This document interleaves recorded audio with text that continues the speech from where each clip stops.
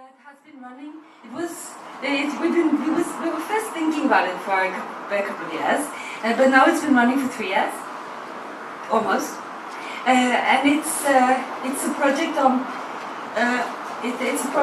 project on the land rights and sustainable inclusive development in federal India.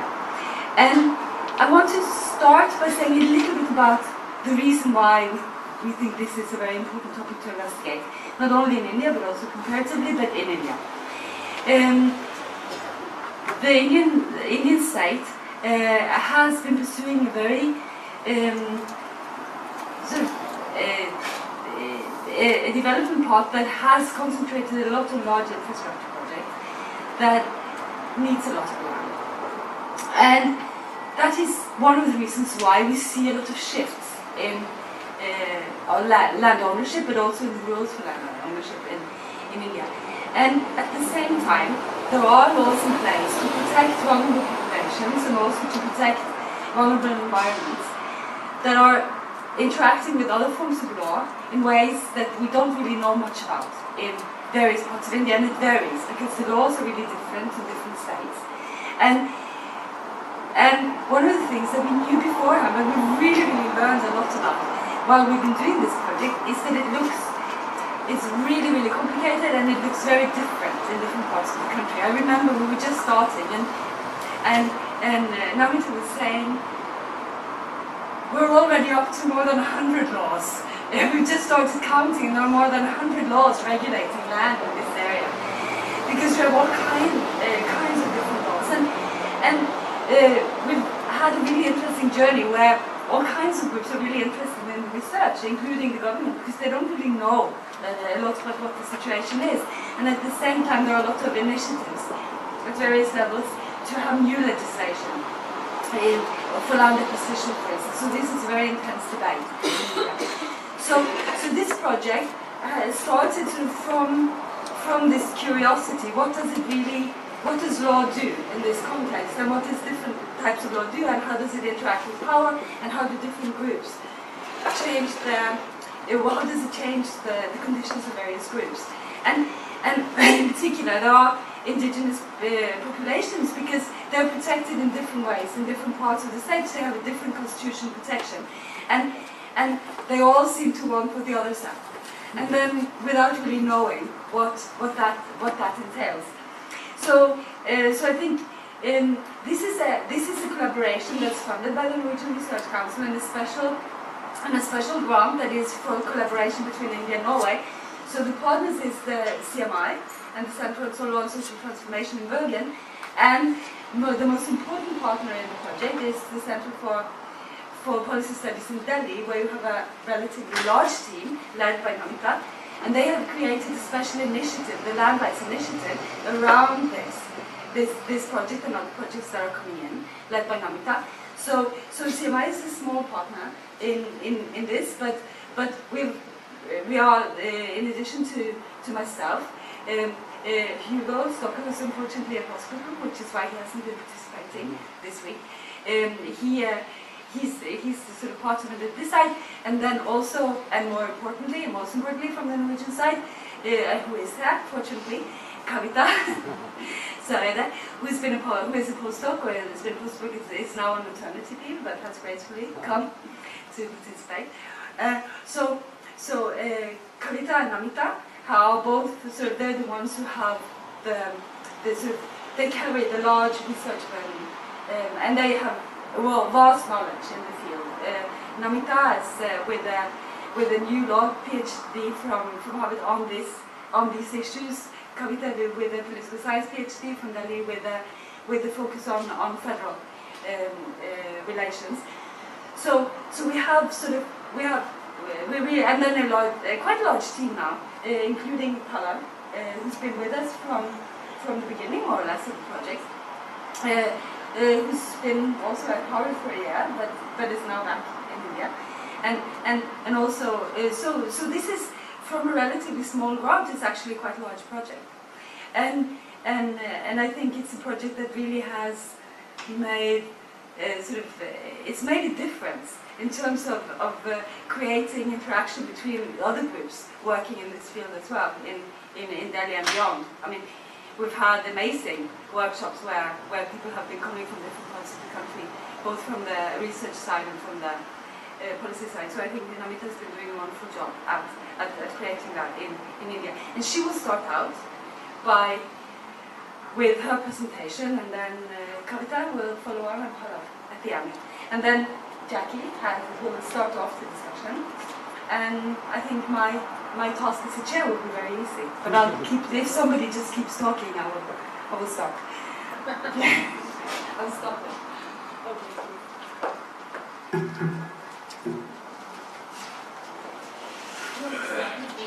I want to stand, yeah.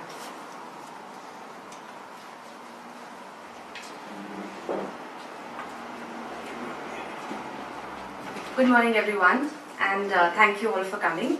Thank you, Siri, for being such a wonderful mentor, collaborator, host, and for this wonderful Bergen Exchanges, the opportunity to get to know all of you and learn about your work. I'm very happy to share the work that we are doing at the Land Rights Initiative at CPR.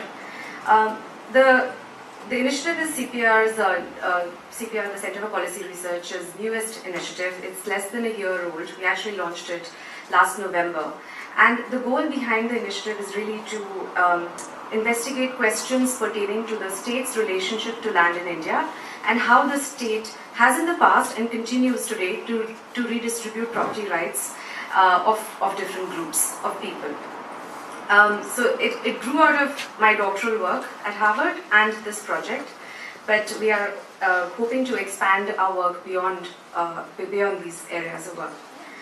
So in this project, we are investigating the property rights of tribals, both individual and community rights.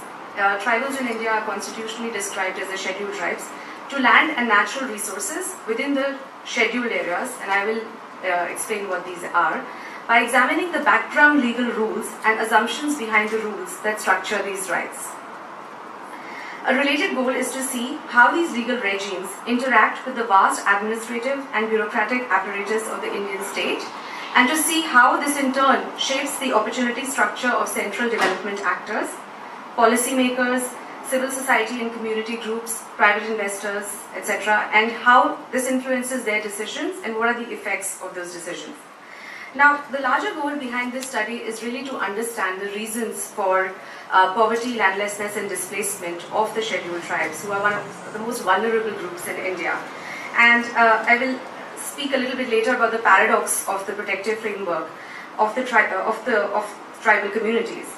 And the reason why we are looking into this from land is because that's partly where my expertise lies, but also because I think land, especially forest land, is central to tribal identity, representation and development.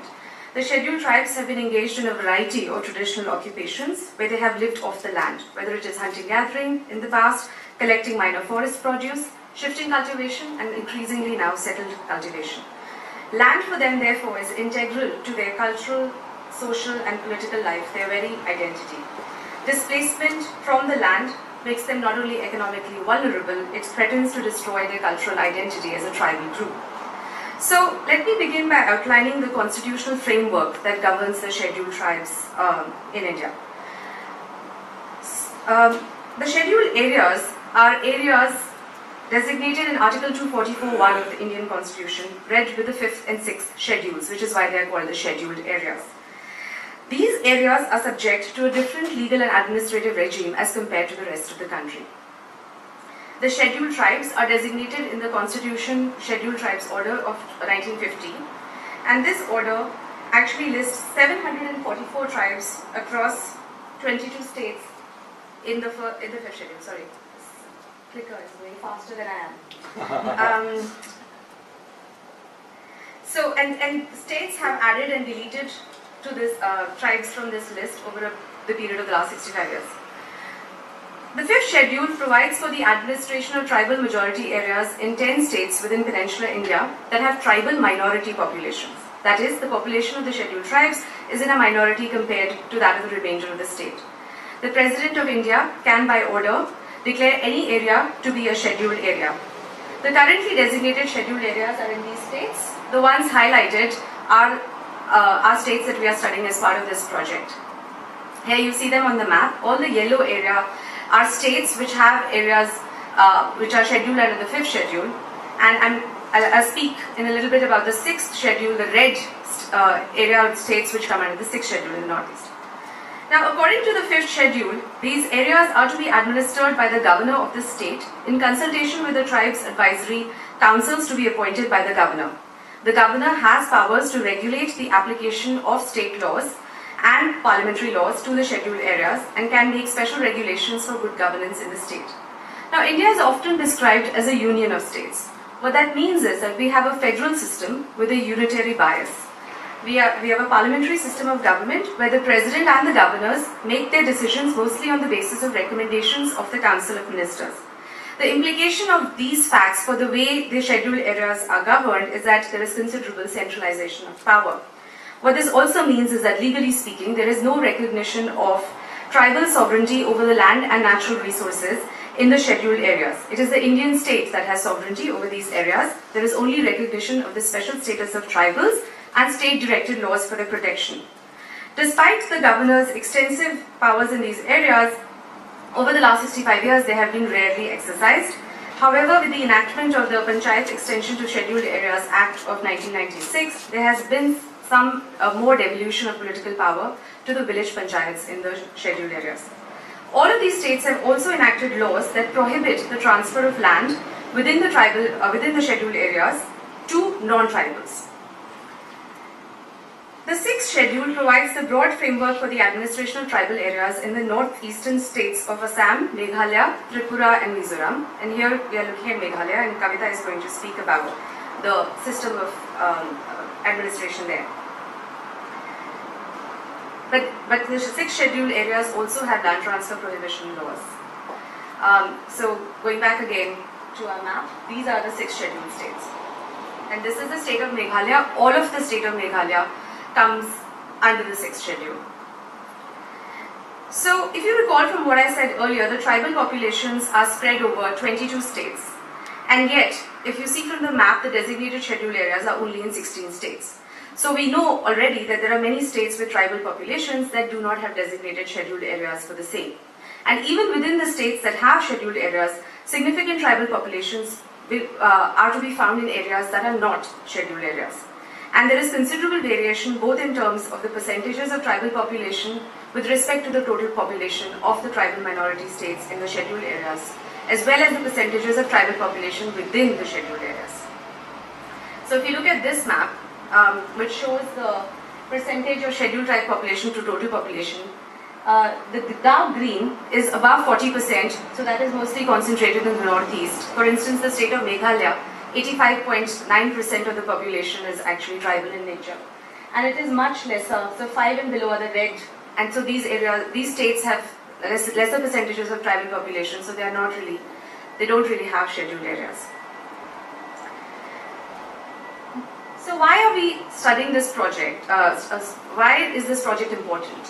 It's because scheduled tribes are some of the most vulnerable groups in India who, based on statistical data, have disproportionately borne the burden of economic development.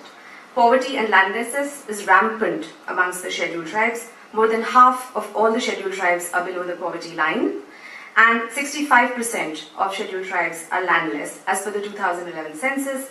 This number is not only high compared to the national average of 40.2%, but it has also gone up in the last 2 decades.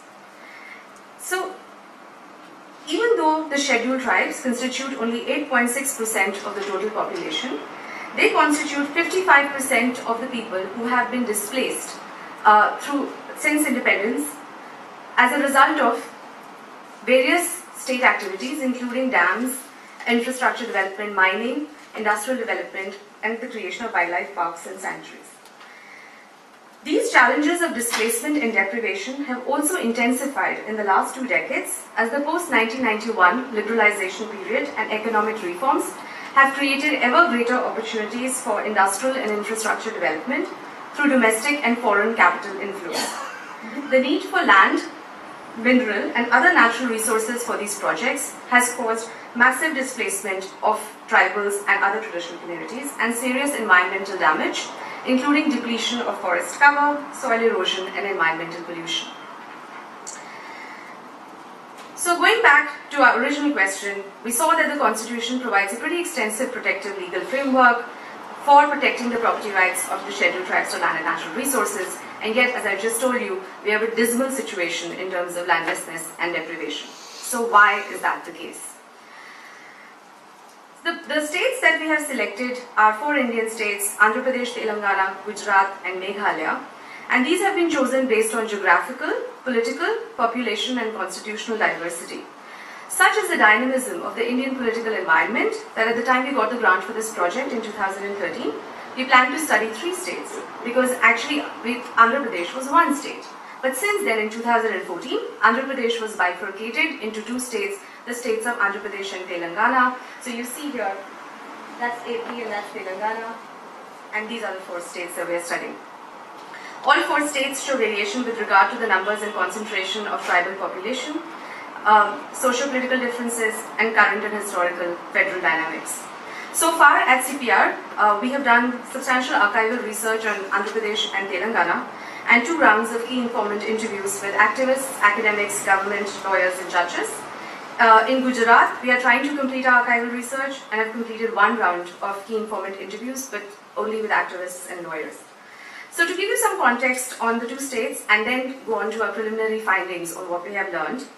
Gujarat is a state in the western part of the country, you already see that, with one of the highest rates of economic growth, and it is ruled by the BJP, which is, at the time we started the project, was the party in opposition at the center. It's now the party in government. A 2014 study ranked Gujarat at the top amongst 20 large Indian states in terms of economic freedom, an index that measures the ease of doing business by studying governance, labor and business regulation. And the GDP growth rates in Gujarat are amongst the highest in India. They've averaged at 12% over the last 7 years.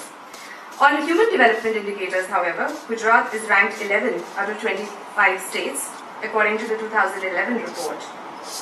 And scheduled tribes constitute almost 15% of the population.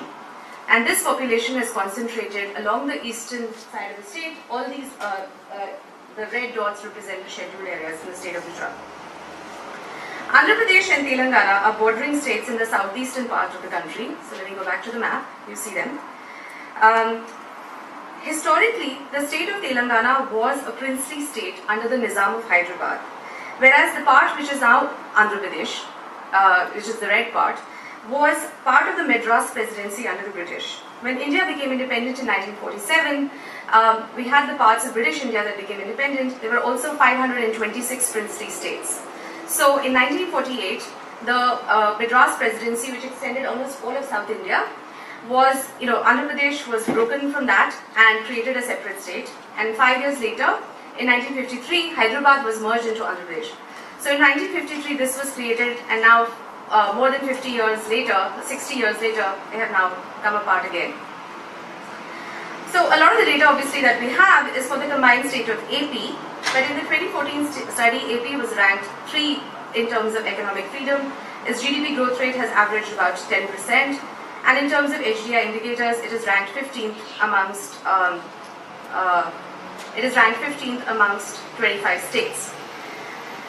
So in that sense, Gujarat and AP and Telangana are similar because they have both high economic growth rates but have middling performance of HDI indicators. Where they are dissimilar, however, is in terms of the percentage of tribal population. The tribal population in Andhra is only about half of that of Gujarat, 7%. And now that we have figures for the separation, it's 5.3 in AP, 9.8 in Telangana. So that makes the analysis more complicated as well. So now, based on all the work we've done, I would like to make 6 main points in terms of our preliminary conclusions about how we should understand the questions of displacement and deprivation of tribals in the states of Gujarat, AP and Telangana. These are the the scheduled areas in Andhra Pradesh and Telangana. I believe that many of these points will also apply to a greater or lesser extent to the other 5th scheduled states and also to the 6th scheduled states, including Meghalaya, which we're not studying at CPR as part of this project grant, but could study in case the Research Council would give us more funding. The first point comes out of my doctoral work, which traces the law of eminent domain in India from the colonial period until 1970 and examines how state institutions in India, first the British colonial state, but after independence, the independent Indian state, and within that, the three separate institutions, the parliament, the executive, and the judiciary, how they have reshaped property relations in India. Now, of course, the motivations of the colonial Indian state and the independent Indian state were quite different. The colonial state's stated motivation was to maximize revenue for the British Crown. The Indian state's stated motivation was to redistribute property relations so as to bring about economic development and social redistribution. But significant legal and institutional continuities between the British colonial state and the independent Indian state have meant that despite different motivations, the consequences of their policies for the interests of the tribals and other traditional communities have been often quite similar. Thus, the first point is that the special protective provisions contained in the 5th and 6th schedules cannot be seen in a vacuum, and in order to find the answers to why they may or may not have worked or why implementation has been inadequate, we have to look at the state's active role through law and through policy and action to displace tribals from their lands by looking at various laws of land acquisition for building dams, infrastructure, protecting forest land and mining, which form a contrary legal regime to the protective framework of the 5th and 6th schedules.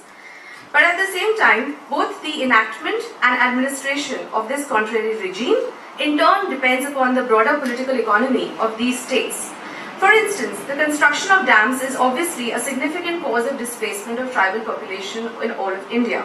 If you look at this map about the concentration of dams in India, we see, so the white dots are the scheduled areas in the states of Gujarat, Telangana, Andhra and also in Meghalaya. And the coloring shows the number of dams, and unfortunately you can't see everything, but the purple shade is the maximum number of dams, which is between 78 to 99. And the orange, which is here in Andhra and Telangana, the number of dams is 34 to 45. So what we find here is that there are between 35 to 45 dams in many of the scheduled areas of Andhra Pradesh. It is less so in Meghalaya. But if you look at the purple color, which is there in many of the scheduled areas in Gujarat, that's almost like 100 dams. And if you look at the major dams in Gujarat, we find that they are entirely concentrated along this eastern belt where all the scheduled areas are. So look at this map and look at the map of the scheduled areas. So we know that they are concentrated. And in fact, all three dams of national importance in Gujarat, dams of national importance are those which are responsible for providing water and electricity to many states. So they're really big dams. All of them are in the scheduled areas in Gujarat. So we know that displacement because of dams is bound to be a much more serious issue there than in AP and Telangana. The second point that I would like to make is that when we think of the Constituent Assembly debates on the scheduled tribes in 5th schedules, we think of them in terms of three intersecting narratives of development, representation and rights to land.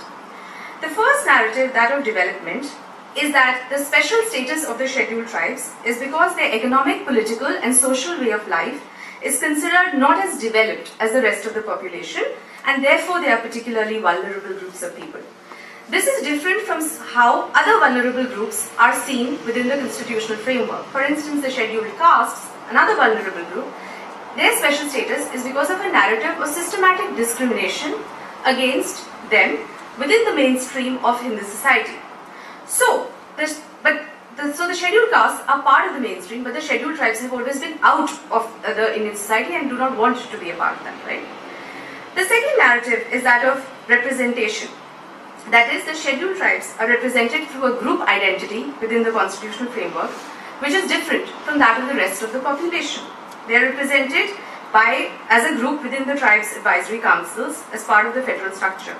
And there, of course, they are different from the rest of the population, Pallav and me, Kavita, who have individual representation. The third narrative, of course, is their relationship to land. They have both individual and community rights with respect to the land. Most of the rest of the population doesn't. So, for instance, I can only claim right as an individual, not as a community. But unlike, say, me or Pallav, who can buy a plot of land in Delhi, they'll probably not afford it. The scheduled tribes, they don't have recognized rights to particular pieces of land within, they do and they don't. So for instance, they can alienate land amongst themselves, but if the government came and decided to displace them from the land, because there is no value to the land, it is not available in the open market as such, they may not be compensated for it in the same way that, I would if my land is taken away in Delhi. This has changed a little bit after the enactment of the Forest Rights Act of 2006, and I'll speak about it a little bit later. But that's the situation as it is. So the second point I want to make is that when we think about the efficacy of protective provisions, we have to see that in terms of all these three narratives, they are pitted against the dominant mainstream narrative. And that is one reason why some scholars have suggested that the scheduled castes, even though they continue to be marginalized and disadvantaged, have come out much better than the scheduled tribes because they are within the mainstream of Indian society. The third point that comes out of the Constituent Assembly debates and has also been confirmed in our fieldwork is that there is considerable variation amongst tribal groups, both between different states in peninsular India but also within the states. For instance, in Andhra Pradesh, and I'm speaking of combined Andhra Pradesh because a lot of the data is about that, there are 33 recognized tribal groups, of which only 8 are particularly vulnerable tribal groups. And on each of these narratives, whether it's development, ability to be represented, as well as rights to land, some groups are more dominant than others and have cornered most of the benefits available to the scheduled tribes. For instance, there is a group called the Lambadas in Andhra Pradesh, and all the other tribal groups hate them. In fact, there was a training session for tribal lawyers and they would not even sit at the same table. Is because they have cornered a large share of the benefits in the scheduled areas of Adilabad, one of the tribal districts. Similarly, in Gujarat, there are 29 notified scheduled tribes, but 47% of the tribal population, that is almost half, is just one tribal group, the Bhils. The fourth point that comes out is that there wasn't enough systematic work done on the classification of the scheduled tribes and sub-classifications within them, both at the time of drafting and subsequently. So there are problems of over-inclusion and under-inclusion. Again, the example of the Lambadas, they are recognized as a scheduled tribe in AP, but they are not recognized as a scheduled tribe in the bordering state of Maharashtra. So what that has meant is that there has been significant migration of the Lambadas from Maharashtra to AP, and that itself is a source of disharmony within that state.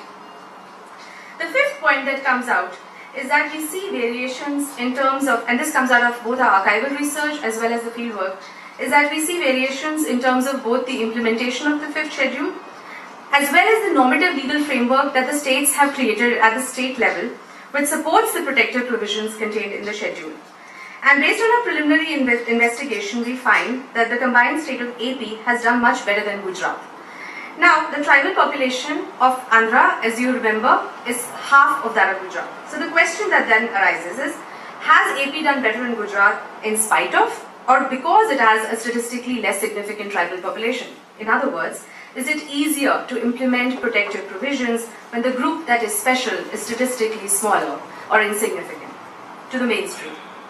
The last and final point I will make here is regarding the institutional apparatus for the implementation of the provisions of the fifth schedule, changes in which could make a significant difference to the efficacy of the fifth schedule without the need for amending the constitution, because the constant preoccupation of many academics and experts working on this issue is, oh, we need to amend the constitution, we need to make the fifth schedule area subject to the sixth schedule, and that would be a lot better. So legal change can bring about difference on the ground, and I believe A, that amending the constitution is really difficult, and B, if changing things in the constitution is what made the difference, then we would not be in the situation we are in today.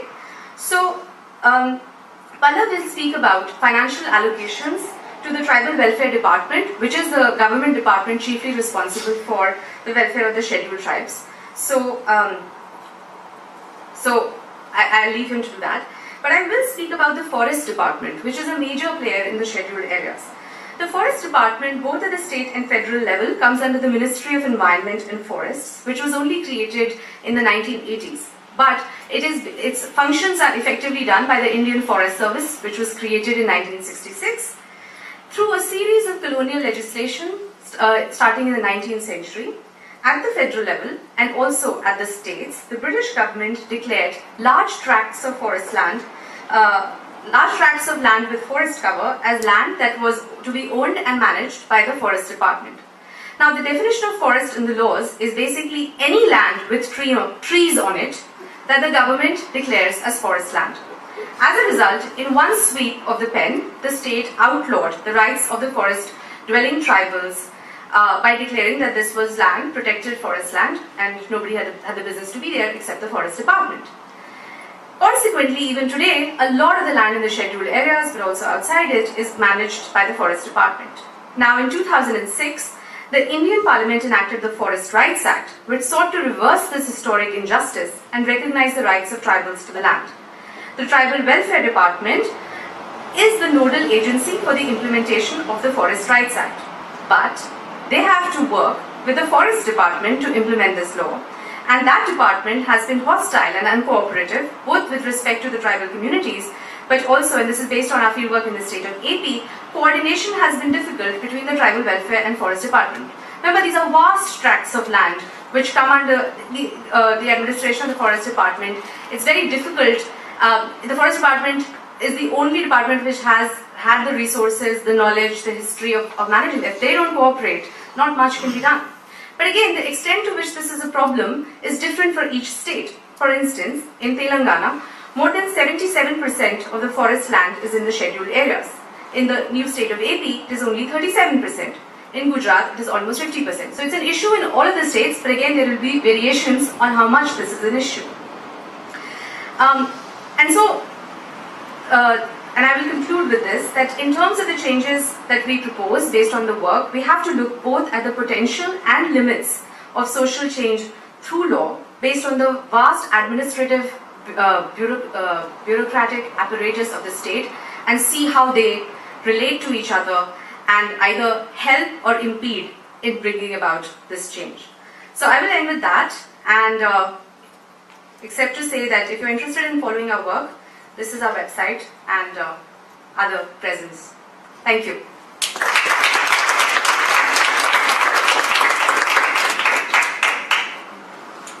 Which one? India.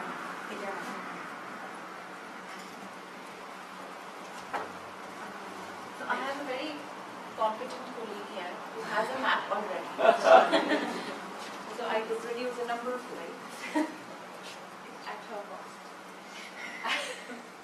Do you want The India map? I just want to show this one. Oh.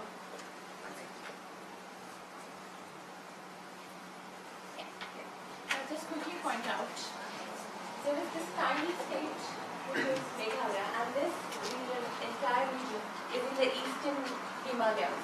So this has a very special topography, geography, and the people here are actually connected with the mainland India through a narrow corridor to Assam. And as you can see, that this big chunk here is Bangladesh. So they are like cut off from the peninsular India in geographical sense. And they have a narrow corridor which is known as Chicken's Neck, through which they are connected with the mainland India. And also this northeast region as a whole is very significant from a strategic point of view.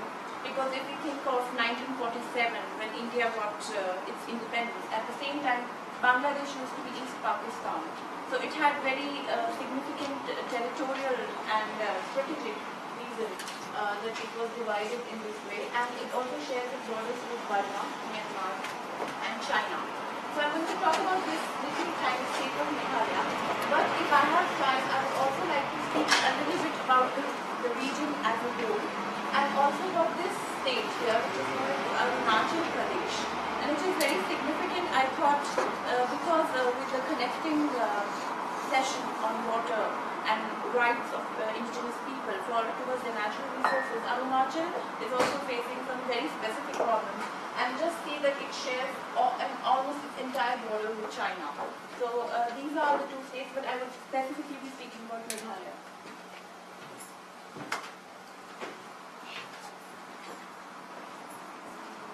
Yeah.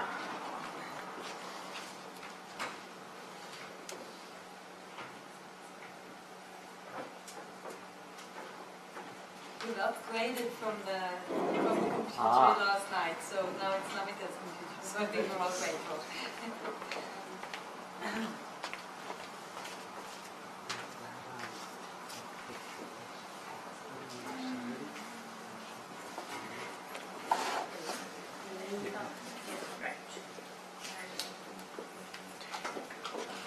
is basically showing the title, and yeah, I'm going to talk about land and dispossession in Meghalaya.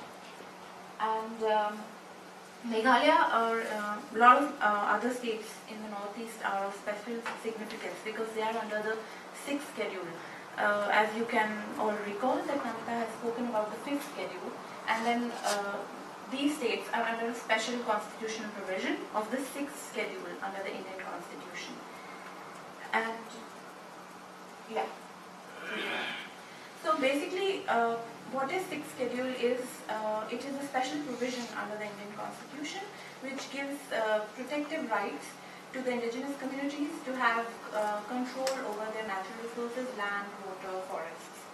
And I will tell you why it was interesting for me to start with Meghalaya, because in my naivety, or maybe it's popularly opined that communities, when given rights to control their own land or natural resources, would act as a better deterrent against land alienation or displacement. And so that was the idea I went with. And in order to, this idea was institutionalized in the Indian Constitution under the 6th schedule. And very briefly, what is 6th schedule? It is about the creation of these, second point, the statutory bodies which are known as autonomous district councils. These are based on principles of, they are democratic bodies, and they are supposed to help control, regulate communities' ownership over their natural resources and many other things. But since I'm concerned only with land, I'm going to talk about land rights, so that's the main focus here. And basically, in Meghalaya, the creation of these ADCs, which the Autonomous District Councils, I would from now on call them as ADCs, they meant that there exist parallel bodies of land governance in Meghalaya. That is, the ADCs, there are state bodies, that is the provincial state bodies, and then there are federal bodies like the Forest Department, for instance. And because it's a 6th schedule, they also have customary tribal traditional bodies who are in control and manage. Actually, at ground level, they are the ones who really matter. Because, why? Because the land system itself in Meghalaya is very special. So basically, before I come to the point that what is the land system, just a little bit on that. For me, as a researcher, it was interesting to study these parallel systems of land management and the interface between them, right? There is a modern law institutions, and then there are customary law institutions, and how they're managing land, and how are the interests of the people and communities expressed through them, how has it shaped the entire narrative in the state of Meghalaya.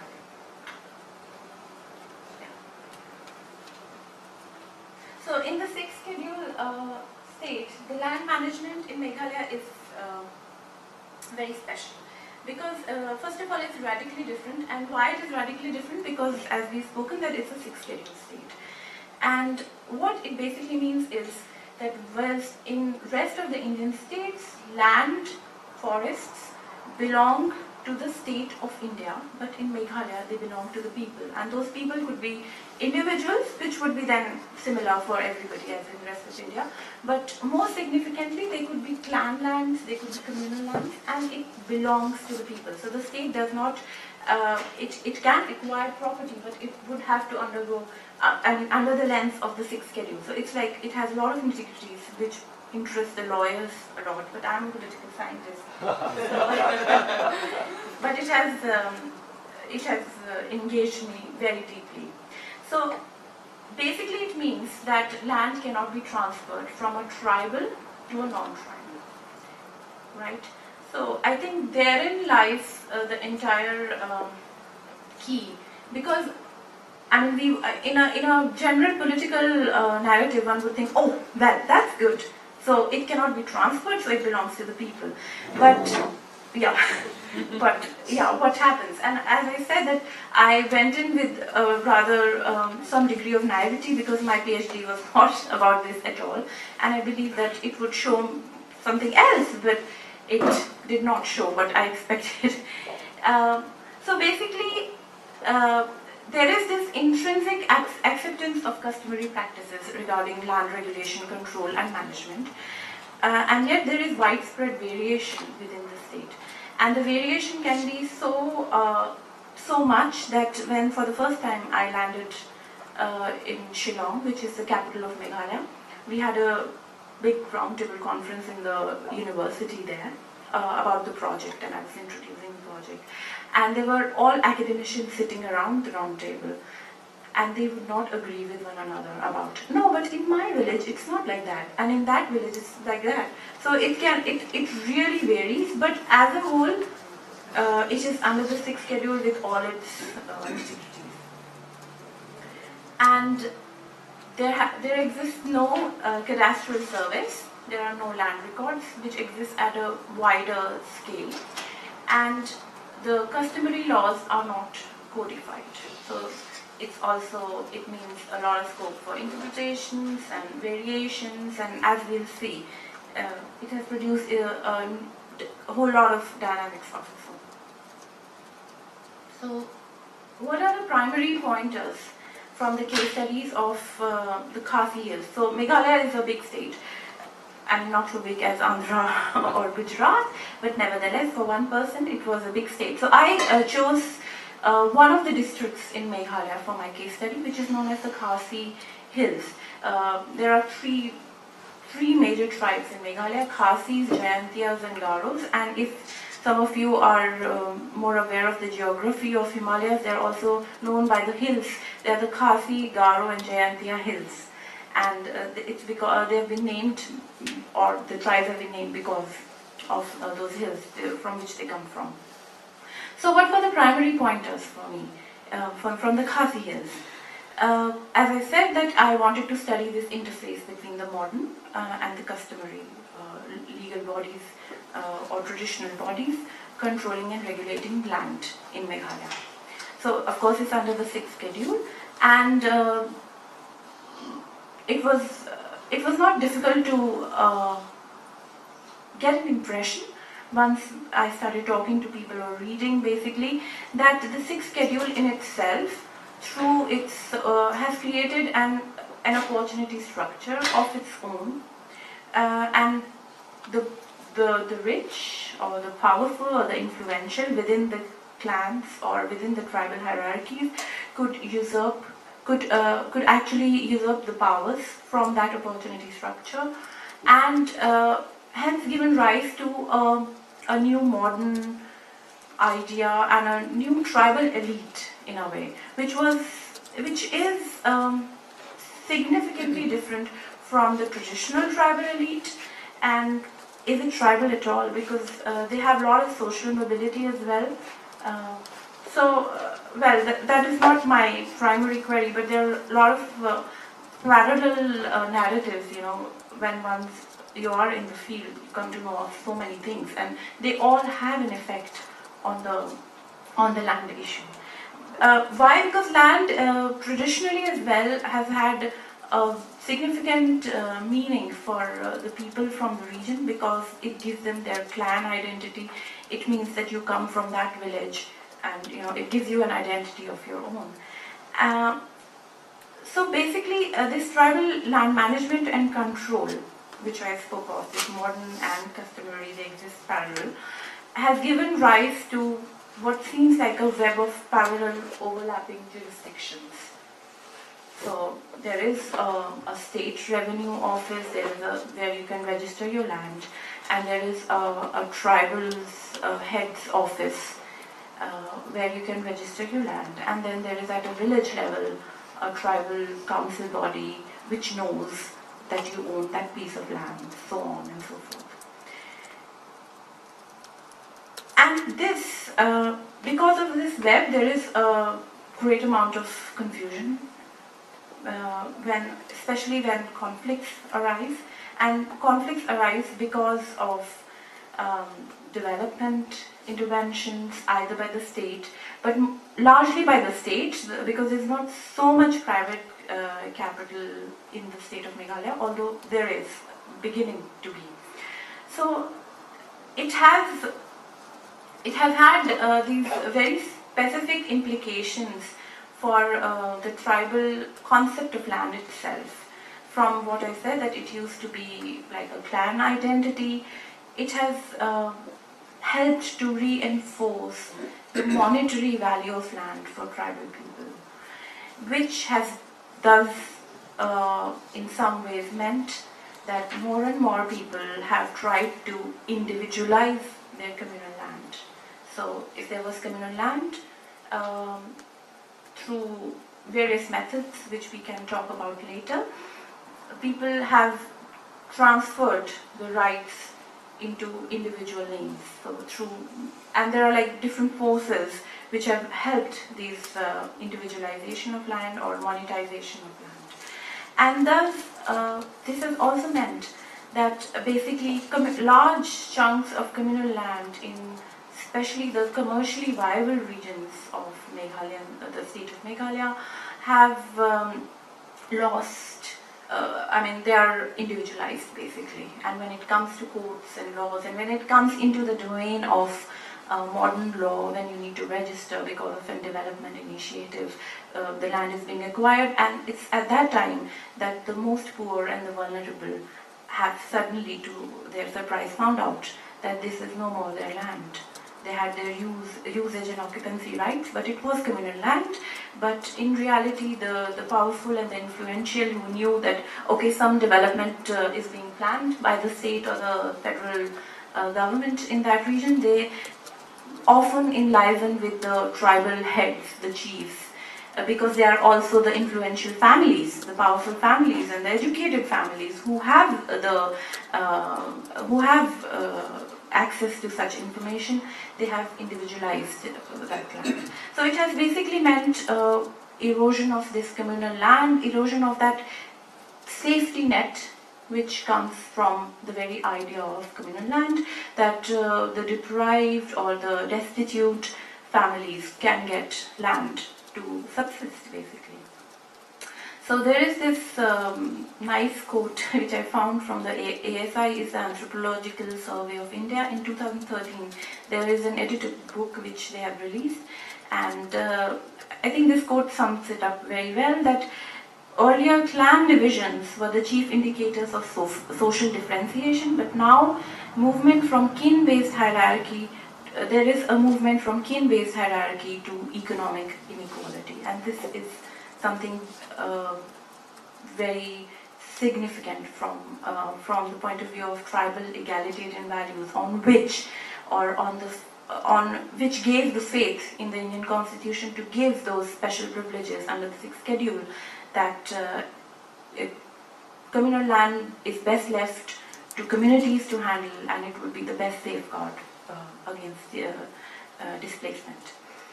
So, and of course there are these ADCs, which are these statutory bodies, which is a modern democratic body, which was supposed to regulate and control all these things of land management, and was supposed to avoid such misuse of power, but it has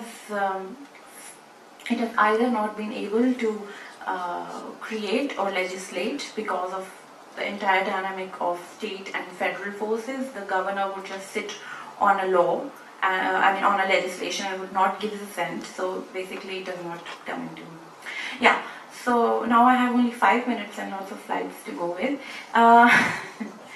So basically, such control mechanisms have been ineffective, and this has also meant an erosion of women's rights to own land.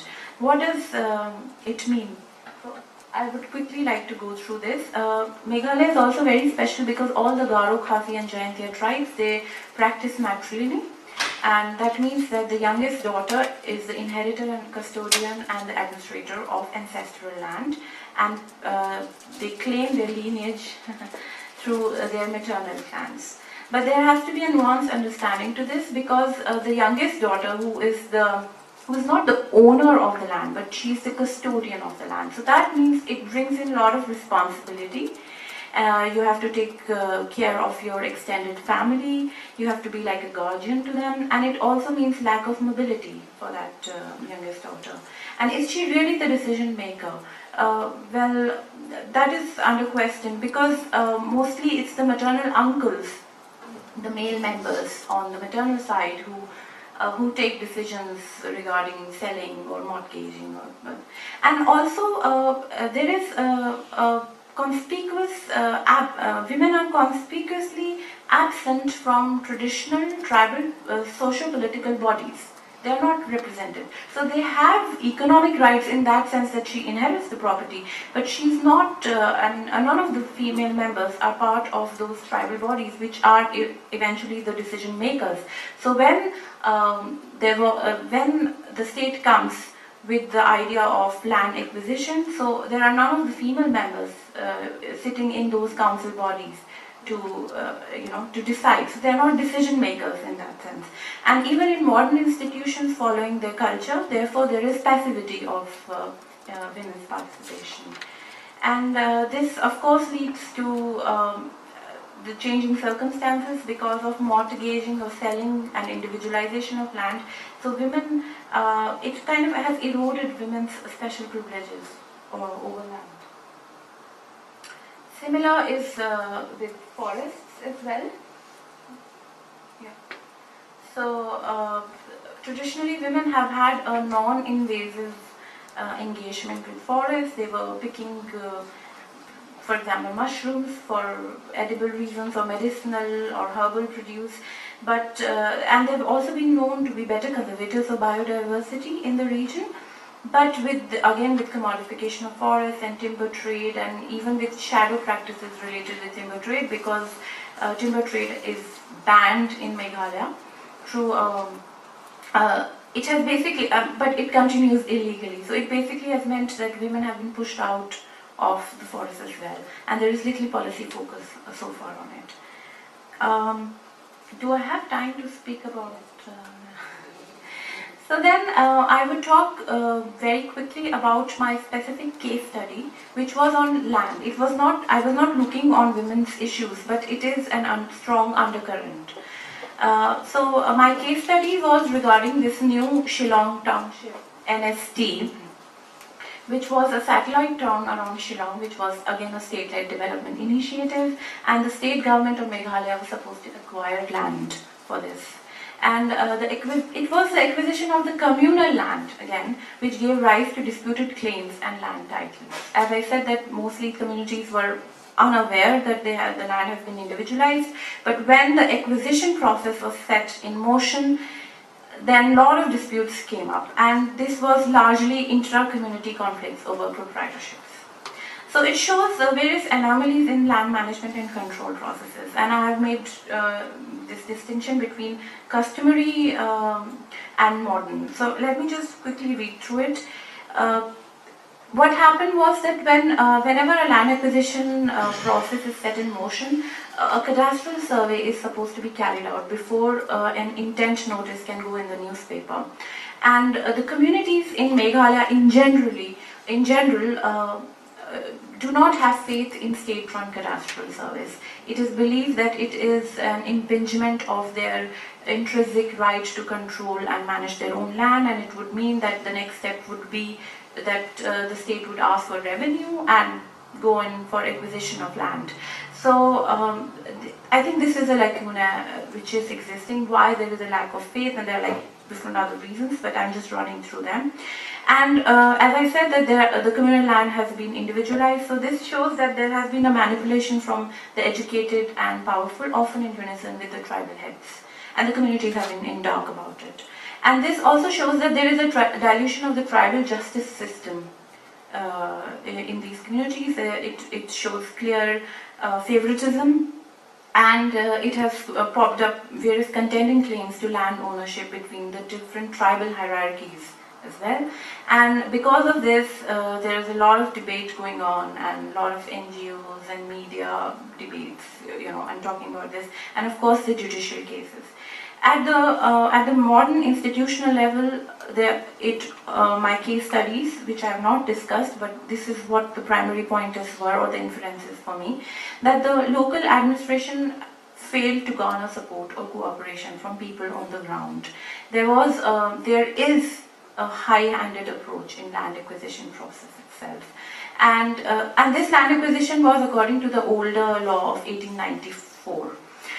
And the state administration relies more upon the opportunities to object, which is like through judicial justice mechanisms. But then it again means that, like the Khadrov has said, that it leads to dispersal of politics into law, and there is a judicial fetishism that there is almost that judiciary has magical powers to, solve problems, and it leads to judicial overload, delays, and it's of course expensive. And we are talking about some of the most poor and vulnerable, destitute group of people. And this is also a judicial challenge in a way, especially in these areas, because such controversial interventions for development's sake, when they are done, they tend to reconfigure the alliances on the ground.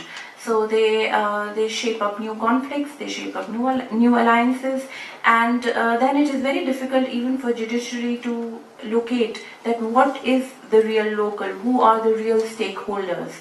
So I think that is the big challenge with the Indian judicial system there. Some of the malevolent effects of this are, of course, like we discussed, individualization of communal land, and this is not something new that I'm saying. It was warned against in as early as 1974 by the first Land Reform Commission for the state. There is intra-communal displacement and pauperization, and there is a severe erosion of tribal values. So this safety net, which I spoke of, has big holes, and people have kind of fallen in between. So there is this model institutions to protect under the 6th schedule, and then there are tribal institutions which have communal land, and these were supposed to be safety net, but people seem to have fallen in between these two, and they are the most vulnerable. And because people cannot establish ownership, so the just and the due compensation which is supposed to come out of land acquisition process is also denied to such groups. So what are my inferences? I wouldn't say that they are conclusions, because it's an ongoing process, and it's like ever changing. People are going to the courts, and people are also trying to settle it within themselves through their tribal judicial mechanisms. But there are some major inferences nonetheless which have come out. So it feels that it is unfair to singularly hold federal interpretations and legislations responsible for diluting a system that protects the commons. The case studies have pointed to alienation stemming from development initiatives of the state, but it also highlights a parallel paradox of intra-community land alienation. The communities seem to be divided in their collective imagination as to what is their idea of development for the region. So there is, on one hand, there is a landed elite, and there is also beginning to be absentee landlordism, which was unknown in these regions, because these are people who do not depend on land for subsistence. They have white-collar jobs or businesses. So this landed elite or this absentee landlordism, they are more interested, or seem to be more interested, in adopting a modern market understanding of land, and therefore choosing that particular model of development. And the poor are, it seems from my case study at least, that they are too vulnerable to establish even their ownership rights, or to assert their rights, or to even make a choice if they want to sell or not, because the land does not belong to them in that way. And the civil activists and the politicians also seem to be stuck in a limbo over it. There is a lot of contra statements through them, and this has intensified the role of courts, and the legal interpretations are thus critical in shaping the community's future posturing vis-a-vis the state-led development initiatives. And this has meant that the Khafi's idea of land requires a relook, and therefore it also requires a review of the 6th schedule itself, which has institutionalized this idea, or tried to institutionalize. I think I'll just stop here then, because I'm over time. Yeah. Thank you.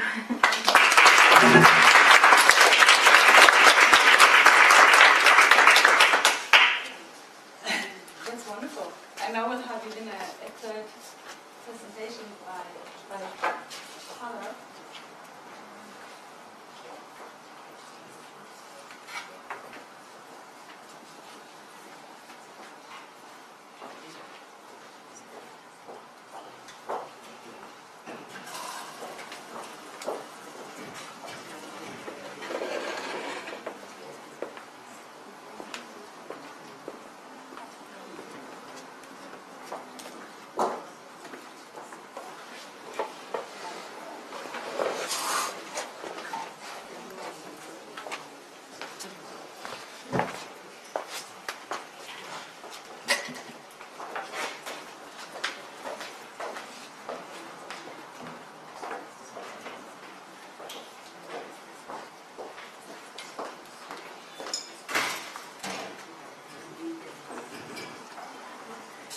Good morning, everyone. So I'll be very brief, and this is basically the work that we've done in relation to the project. We are looking at the Ministry of Tribal Welfare. It's a federal government ministry, and it looks after the interests of the tribal population in India. When I look at how the other countries manage indigenous tribes and indigenous groups, the first example I have in front of me is the United States. The Bureau of Indian Affairs was established in 1824 and has been managing the affairs of the indigenous tribes in America for almost 200 years now. When I look at Brazil, the FUNAI, which is the National Indian Foundation, has been in existence since 1964 and has been working for the development of tribal population in Brazil. Both of them work for Indian people, and then we had a ministry in India finally in 1999. It's a federal government ministry. That doesn't mean that the states do not have the autonomy to have their own ministries and own departments for tribal welfare. But in 1999, the government of India decided that they need a ministry exclusively for tribal welfare. The government uses the ministry basically to fund both central as well as state projects. The states which have tribal population need funding from the federal government, as well as there are certain federal schemes such as education, such as forests and their management where tribal people live, that they need to have their own central schemes which are funded through the central government. So I'm looking specifically at how the federal government manages finances and exercises control over the states as well as its own departments when it comes to tribal welfare. India is largely a planned economy. India is a planned economy. The finances of India are planned on a 5-year scale, on a period of every 5 years. This is done by two commissions called the Finance Commission and the Planning Commission. The federal government, which came to power in 2014, has scrapped the Planning Commission.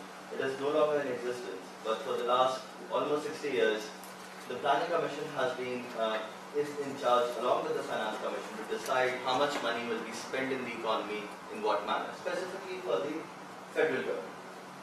Now, Article 275 provides that the federal government, which collects most of the taxes, will channelize funds back to the states in a certain way which is provided by the Constitution, specifically for tribal development. So the Constitution provides that the central government will channelize funds on the recommendation of the Planning and the Finance Commission to the various states for various activities of tribal development. The money comes from a fund called the Consolidated Fund of India, which is basically where all the taxes go together, and this money is then utilized on the recommendations to various states which have tribal population. Until 1999, there was a consolidated ministry called Social Justice and Empowerment, which used to govern a lot of areas, including a lot of marginalized people together. But in 1999, the government decided that they need a dedicated ministry for tribal affairs, which is called the Ministry of Tribal Affairs now. And this is now the nodal ministry and does all work with regard to short and long-term planning for tribal development. And it has a range of functions.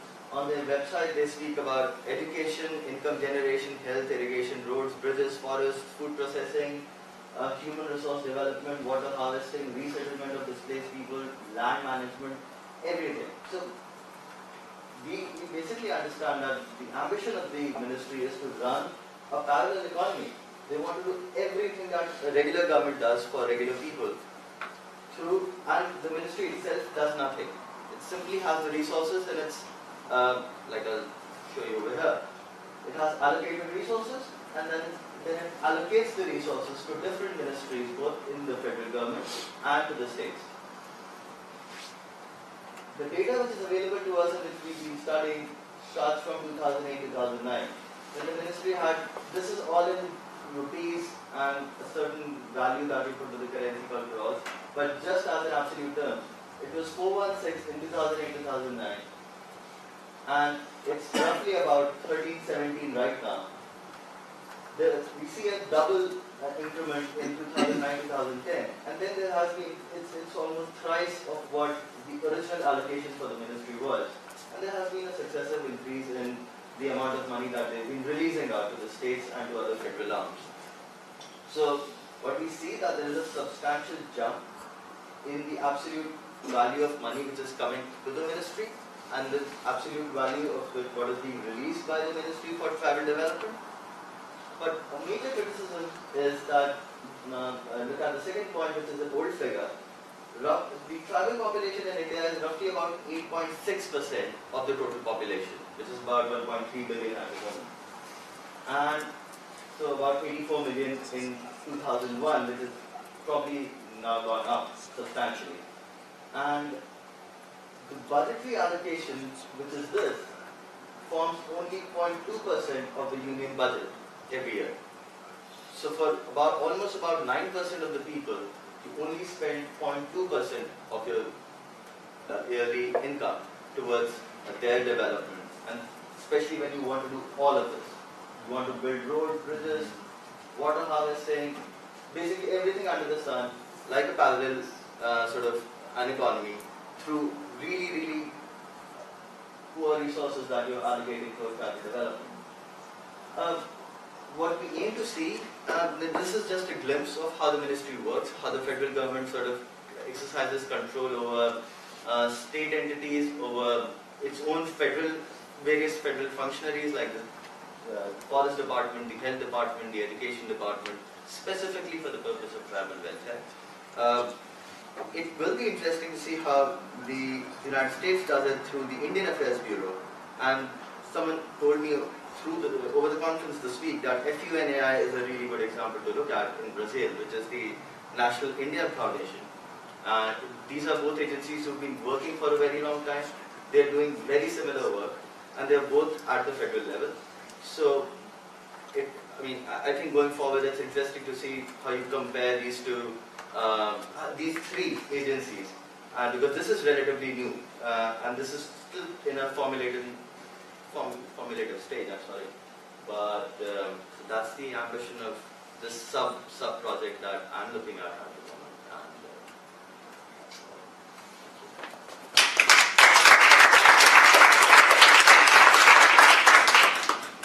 Thank you so much, Pallav and Kavita and Amita. You've given us really a very good, I think, a very good sort of glimpse into the work that you're doing on the project. And I'll just give the word to Jackie to start off. Thanks very much. I don't know that much about India, so my questions are probably way too superficial, but let's see how it goes. What is my stance? My stance is that I am a scholar and activist on courts and the law and on socioeconomic rights who was serendipitously given the opportunity 3 years ago at my law school to teach property law. I wanted to get into the law school and I thought, oh shit, property law, that sounds like it sucks. And then I realized, wow, this is the platform. And so I've been, as they say in property law, possession is 9/10 of the law. I've been possessing it ever since. And we have, fortunately, we've managed to get like-minded people into that course. We've completely overtaken it, and now we teach it from a radical perspective, starting off by mentioning that all property is theft and moving forward. So I highly recommend everybody in the world to take over and occupy property law. So the questions that I thought of, and just to quickly explain about the South African example, I have to admit that I'm one of these appalling people that can hardly see beyond the frontiers of my own state. And in South Africa, the issues are very similar, although relating to a much higher percentage of the population. So before 1994, you effectively had most black people, at least formally, designated to what one could call tribal areas, Bantustan's areas. So that was 80% of the population formally designated to 20% of the land. Obviously, the most, the least fertile and least productive pieces of land, and under tribal authorities of various different forms. And the task since 1994, one of the tasks has been how to address that issue. And part of the problem has been a clash of different property rights. So whereas in the white world, you had individual property rights with market value attached, in the black world you had communal property rights and mediated by tribal authorities and chiefs. And again, issues of not being able to transfer out of that system, but also it representing land use, not ownership. And I do see from the presentations here, you really do have a fundamental clash, and the question is how to get out of it. Because, and I'm reminded here of Eddie Izzard. I don't know if anybody knows the British comedian Eddie Izzard, who's got this skit about, you know, when white people came, when colonial authorities came to countries and said, oh, you have a country, do you have a flag? Well, no flag, no country. And, you know, this is the reality now. Property rights, individual property rights, it's almost impossible, I think, to move upstream against that system. So the questions, the brief sort of comments or questions I have for anyone in the project, which, by the way, I mean, oh my God, what a great project, and I wish I could have done something comparative, or still would like to be inspired by that. So that's the next you know, session. yeah, congratulations, it just sounds extremely exciting. So the first thing is, what is a tribal person? Is it an identity thing? In other words, I consider myself to be tribal even if I live in a city and work in a city and sometimes go back, migrate back to the tribal areas, or is it very much area focused? And apart from land, whether there are other consequences and where does this sort of autonomy, identity autonomy, frontier versus the modern states, so for example issues of marriage, inheritance, civil law, etc., boundaries, and which relates to inheritance as well, of course. And then the individual versus community land rights. I heard that there might be some different pictures around that. I think, Namita, you said it's both, but I was wondering how that does operate and what the role of tribal authorities is in terms of mediating this. How does it work? And just to give you the current frontier in South Africa on this, we have expropriation, of course, as every state does, but we also have land reform, land restitution, which attempts to try to reverse this 80%, 20%. You know, it's exactly the flip side of what it should be, because 20% of the people own 80% of the land. And so we have restitution in the form of land claims. And the first land claims process ended in 1998, but it's been reopened again. And although at first blush that would look like a positive thing, because people say so many people didn't have the chance between 94 or 5 and 98 to lay claims, what it now looks like is happening is that our president is appealing to tribal authorities, traditional authorities, and giving them the chance, and their claims are now being prioritized over community claims, because they effectively are the custodians, and the tribal authorities are now going to gain all of this land, many of which has mineral rights on it. So how does that work? The individual versus community versus and as Pala was saying, the opportunity structures, who are the winners, who are the losers, etc., who mediates power in these setups. The governance structures as well, it would be interesting to find out a little bit more about how the governance works. I'm sure it's very different from place to place. Then what about, are there any that you've come across, are there any successful cooperative arrangements between sort of the modern state or modernity and tribal customary areas around conservation projects or even mines or timber industry? And then a question which I'm not sure whether this project can answer, but do tribals want to retain that way of life? I mean, I know that's a huge generalizing question, but or would they prefer to actually get a slice of the modern way of life by becoming a buy into the mineral rights or the timber projects, etc., etc. And related to that is it possible or preferable to retain that way of life? And if it is possible and preferable, what is the best way to safeguard it in terms of property rights? For example, I gather that in Kenya, I'm not sure if Kenyans would agree with this, but I heard somebody giving a presentation last week about how in Kenya there's been this individual titling process, which was thought to be something that would help communities such as this, because one of you mentioned the fact that if there is expropriation of a dam, people are going to get a less than market value, so it's kind of exploitative. So as I understand it, in the Kenyan example, there was an idea that individual titling, so delineation and individual titling would empower. But what it's turned out to do is allow multinationals and countries that are interested in food security to just wholesale buy out. So it's created a market for that land. So yeah, I think I'll stop there. Thank you, Jackie. That is a lot of very good and difficult questions. I think we'll just, even if you have many, just take notes, because I see that there are many people who would like to say something. Would you like to say something now or next session? No, next session. Okay, so just one minute. Let me begin because Jackie has mentioned Kenya, and because this project sounds very much like what we have. And some of the questions that I have are probably questions that maybe researchers can answer. And they're like, given these conflicts, what is the way to go? And I think about this in relation to Kenya. And I'll give you two examples.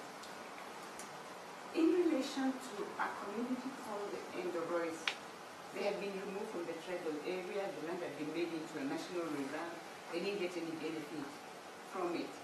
And they went to court and eventually ended up at the African Commission, and the Commission said the land should revert to them. But that has never happened because the state has never implemented that decision. But the more troubling question with regard to such communities is, when eventually it does get to be implemented, who benefits from it? From what Kamita and Namita speak about, it will probably eventually end up benefiting not the rank and file, if you like, of the community, but the leadership of the community. With regard to titling and individual titling, and it's again a question that we've grappled with. Among, for instance, the Maasai and similar communities, there was a time we said this land is communal land, so we shall register it in the name of group ranches, so that like a whole community, a whole clan would have a group ranch registered in its name. But of course, there are always those clever, educated people, and at the end of the day, those group ranches end up being largely to the benefit of those larger groupings, and again leaving the individuals, the ordinary person with nothing. Then there's a question of individual titling, and we've taken that to quite an extent in Kenya, because one of the things that you think about here is, if the community, the individuals within the community can get a benefit out of this land when it comes to compensation for that, maybe the adjudication and registration of individual titles is a way to go. But like Jackie says, we've done that. At the end of the day, apart from the multinationals buying out the land and using it for farming, there's also the dispossession of family, because the head of the family, usually the man, will get a title, will sell it, and will move away. Or, as has happened in very many areas of the Rift Valley, they will sell the land, then they will come back and say to the buyer, you cheated me out of my land, and therefore we have the ethnic value.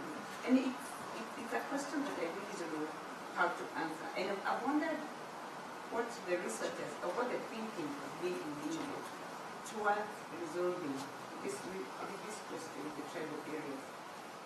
I sense also a lack of other rights for the tribal community. For instance, why is it necessary to have the land being dealt with by the tribal leaders? What is the status of education for these communities? Isn't it a bit of, is it patronizing to say that only certain leaders should be handling this for us? How much do we educate this community so that they know what their rights are in relation to this property? And this is a problem that we also have in Kenya, and I think we don't have a solution to it, and we're still trying to grapple with it in very many areas. Thank you. Thank you. I think you pointed really to what is the sort of common, really the common challenges that so many countries are facing. And I don't know, I think anybody else want to come in at this stage, or we'll take a round? Rachel, yeah. So thank you for the panel. I'm kind of trying to think, I guess we're all thinking from within our states that we work in and think comparatively across it. I wanted to ask a question about international law around Indigenous people's rights, because obviously it's incredibly different from the kind of context we're working in places like Mexico, where there isn't this history of complex legal pluralism from the state and recognition of groups qua indigenous. And I know that the situation is totally different in the other. Speak a little louder. Sorry, I know the situation is totally different in the other context that you're talking about, but does international human rights law on indigenous people's rights have any impact on these developments or not? And then the other thing is just to kind of appreciate the fact that you have a dialogue with anthropologists, which of course when you have legal rights adjudicated on the basis of identity are kind of figures that we're going to have to engage with anthropology as a discipline. But methodologically, I wanted to ask how that has worked in the Indian project, because it's quite complicated actually in a lot of the work that we do. So how has that interdisciplinary conversation helped or hindered the kind of work that you're trying to do? I think we now have okay, Adrian, and then we'll go back to the panel and then go back to you again. No, just some question. A question came up when I was thinking of the whole setup of the ministry that we talked about. And I was wondering whether actually the ministry is run by the people themselves or is run by some experts on the people. Because most of the time people don't get involved in their own decisions because the guy isn't capable of making their own decisions. So I was curious to know whether they actually run that ministry or it's run for them. I was looking at the watching thing that we will not be able to get another round, so if anybody else has a question, want to say something before we go back to the panel, it's now. Okay, very disciplined. I think we'll start sort of by reverse, so that Carl can start out seeing some questions and then can turn them on with that. So, the minister who heads the ministry, his name is Jual Oram, and his profile, I mean, it was a very interesting question, and I'm right. Because it never came across to me, because the federal government works together.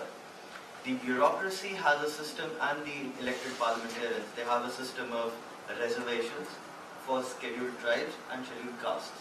So both the disadvantaged castes in India, because it's a casteist society, as well as the tribes, they have a right to certain positions in government and in educational institutions as a matter of right.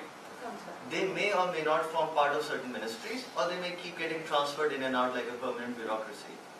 Whether the minister himself is a